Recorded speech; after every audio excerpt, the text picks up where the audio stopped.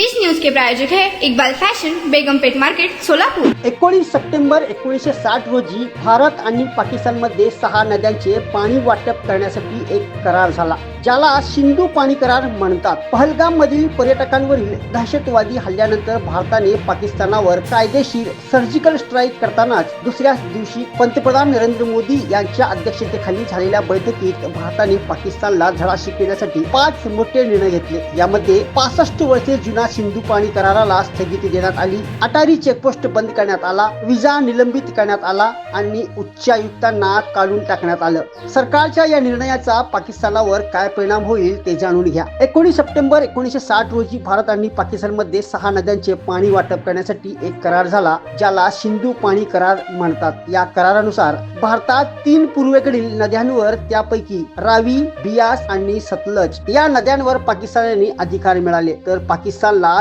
3 पश्चिमेकडील नद्या सिंधू, झेलम आणि चिनाब वापरण्याची परवानगी देण्यात आली। कराराचा उद्देश काय होतं? सिंधू पाणी कराराचा उद्देश असा होता की दोन्ही देशांमध्ये पाण्यावरून कोणताही संघर्ष होऊ नये आणि शेतीमध्ये कोणताही अडथळा येऊ नये। जरी भारताने नेहमीच या कराराचा आदर केला असला तरी पाकिस्तानवर सातत्याने दहशतवाद्याला पाठिंबा देण्याचा आरोप केला जात आहे। भारताने पाकिस्तानशी 3 युद्धे केली, पण भारताने कधीही पाणी पुरवठा थांबवला नाही, परंतु प्रत्येक वेळी भारतातील दहशतवादी हल्ल्यासाठी पाकिस्तानच जबाबदार आहे। पाकिस्तानमध्ये पाणी टंचाई निर्माण होणार। पाकिस्तानची 80% शेती सिंधू, झेलम आणि चिनाब नद्यांच्या पाण्यावर अवलंबून आहे। आता भारताने या नद्यांचे पाणी रोखल्यामुळे पाकिस्तानमधील पाणी संकट अधिकच वाढेल, तिथली आर्थिक परिस्थिती बिघडेल। याशिवाय पाकिस्तान अनेक धरणे आणि जलविद्युत प्रकल्पांमधून वीज निर्माण करतो। पाण्याच्या कमतरतेमुळे वीज निर्मिती ही घट होऊ शकते, ज्यामुळे आर्थिक आणि औद्योगिक घडामोडीवर परिणाम होईल। सिंधू नदीच्या खोऱ्यात एक मोठा कालवा बांधण्यात आला। ब्रिटिश राजवटीत दक्षिण पंजाब मधील सिंधू नदीच्या खोऱ्यात एक मोठा कालवा बांधण्यात आला। त्या भागाला याचा इतका फायदा झाला की नंतर तो दक्षिण एशियातील एक प्रमुख कृषी प्रदेश बनला।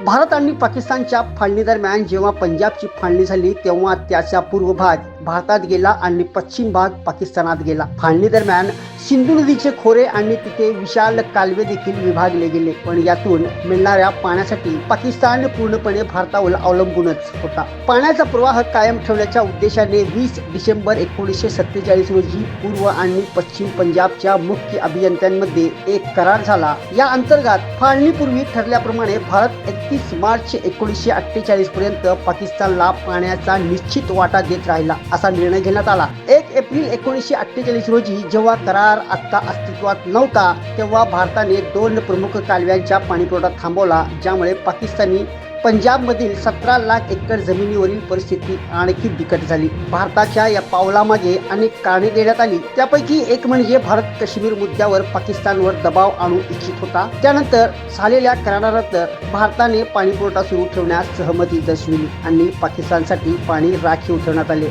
या करारानुसार सिंधू, झेलम आणि चिनाब या पश्चिमेकडील नद्या घोषित करण्यात आल्या आणि त्यांचे पाणी पाकिस्तानसाठी राखीव ठेवण्यात आले, तर रावी, बियास आणि सतलज यांच्या पूर्वेकडील नद्या म्हणून घोषित करण्यात आले आणि त्यांचे पाणी भारतासाठी राखीव ठेवण्यात आले। सिंधू आयोगाची स्थापना देखील करण्यात आली। यानुसार काही अपवाद वगळता भारत पूर्वेकडील नद्यांचे पाणी कोणत्याही अडथळ्याशिवाय वापरू शकतो। त्याच वेळी भारताला पश्चिमेकडील नद्यांचे आणि वापरण्याचे काही मर्यादित अधिकार देखील देण्यात आले, जसे वीज निर्मिती, शेतीसाठी मर्यादित पाणी।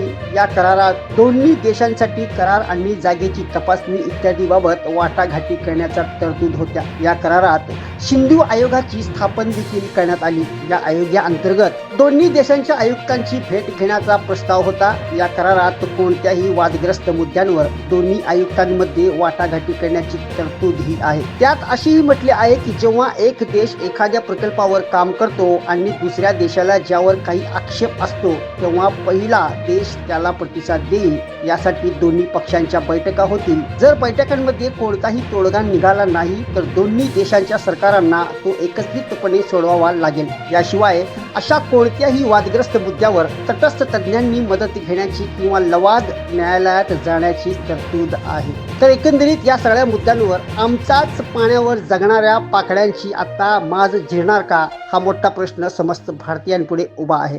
हेलो सोलापुरकर, इकबाल फैशन रमजान में आपके लिए लेकर आया है किड्स वेयर, गर्ल्स और बॉयज के लिए न्यू वैरायटीज और न्यू डिजाइन, वो भी एकदम आपके बजट में. कुर्ता, पठानी, पैंट, शर्ट्स और जैकेट्स.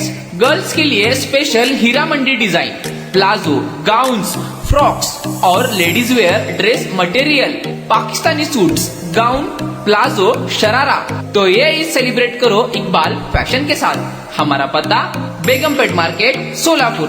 Contact number 9422601266 9423521266.